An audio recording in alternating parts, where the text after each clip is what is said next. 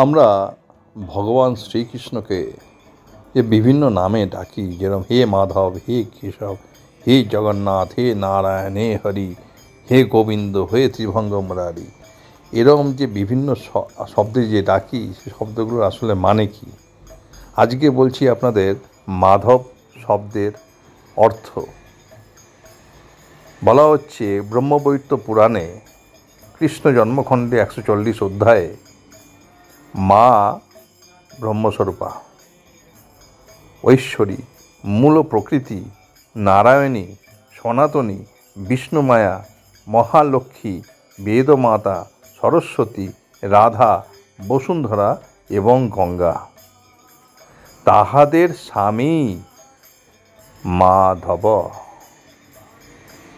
শ্লোকটা কিরকম?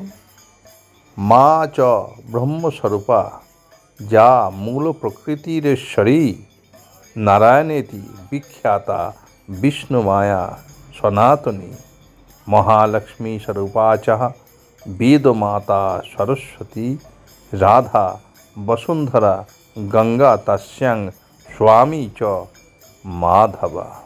হরে কৃষ্ণ হরে কৃষ্ণ